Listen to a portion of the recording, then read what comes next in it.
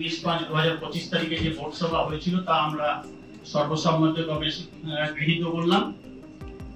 আমাদের এই বোর্ড সভার এজেন্ডাতে ডেভেলপমেন্টের বিষয় নিয়ে আলোচনা আছে, জলের সরবরাহ নিয়ে আলোচনা আছে, স্যানিটেশন এর বিষয় নিয়ে আলোচনা আছে, বিল্ডিং প্ল্যানিং নিয়ে আলোচনা আছে।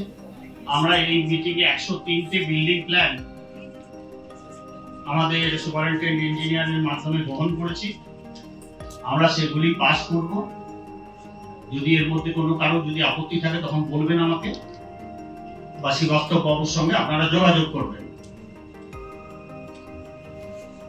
বিশিষ্ট বাচিক শিল্পী কবি অরবিন্দ দাশগুপ্ত, বলিউডের চিত্র অভিনেতা মুকুল দেব, করিমগঞ্জ পৌরসভার বর্তমান কাউন্সিলর রাকেশ পারুই, আহমেদাবাদের বিমান দুর্ঘটনায় দুই শতাধিকের উপর প্রায় 300-র কাছাকাছি মানুষ প্রাণ হারিয়েছেন। আসানসোল শিল্পাঞ্চলের বিশিষ্ট ভাস্কর্য শিল্প আশিস পাল, জামুরিয়ার বিশিষ্ট সমাজসেবী সন্তোষ অধিকারী, কেদারনাথের হেলিকপ্টার থেকে বেশ কয়েকজনের মৃত্যু হয়েছে। পুনেতে ব্রিজ ভেঙে কয়েকজনের মৃত্যু হয়েছে। এনাদের সব আত্মার শান্তি কামনা করে এবং ওনাদের পরিবারের প্রতি সান্ত্বনা প্রদান করে আসানসোল মিউনিসিপাল কর্পোরেশন 1 মিনিট নীরবতা পালন গ্রহণ করছে।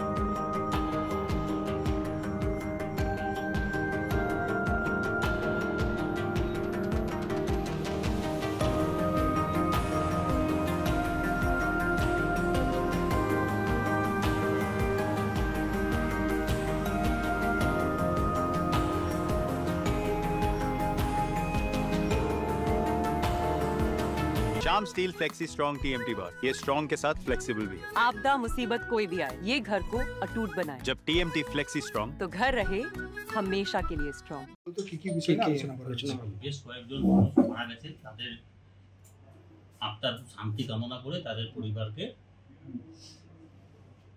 সান্ত্বনা দেওয়ার একটা প্রচেষ্টা আমরা করলাম। এবং তার মধ্যে যে বিমান দুর্ঘটনা হয়েছে আহমেদাবাদে,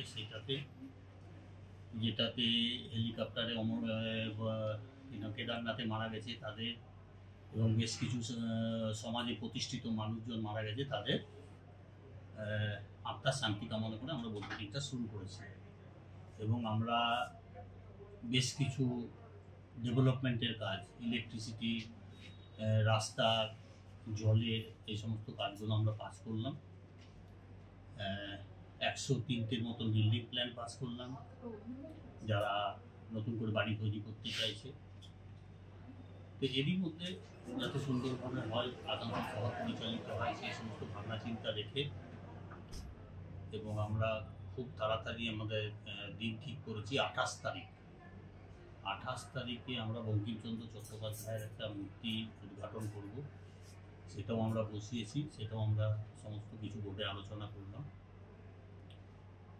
এবং আরেকটি বিশিষ্ট ব্যক্তি ভারতবর্ষের রাধারমণ পালের একটি রাস্তার নামকরণ করার ব্যবস্থা হয়েছে।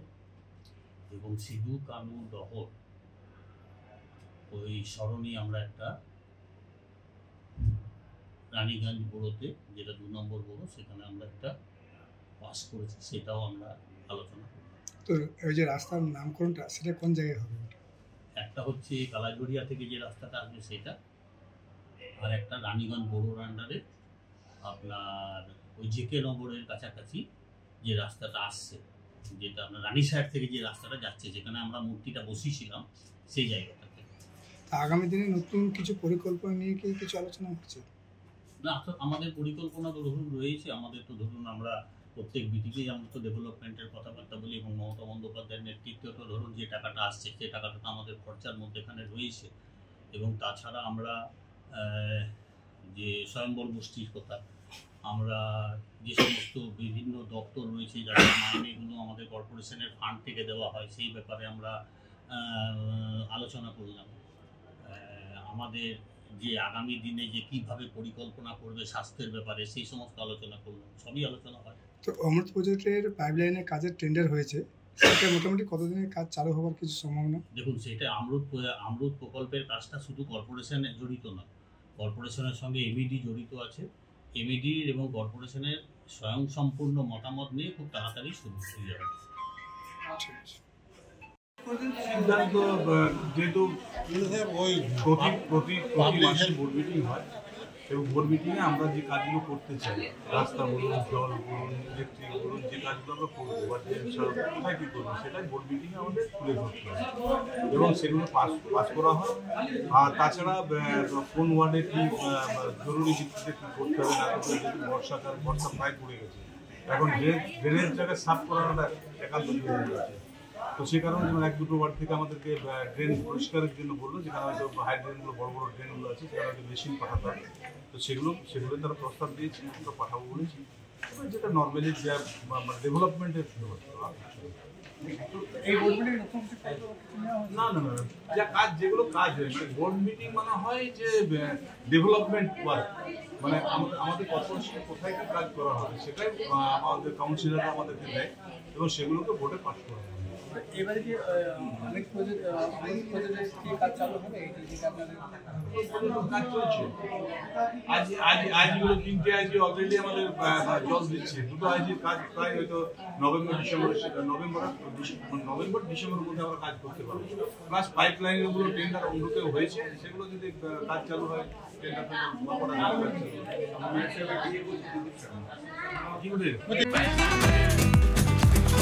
ये स्टाइल का मामला है, रूपा फ्रंटलाइन।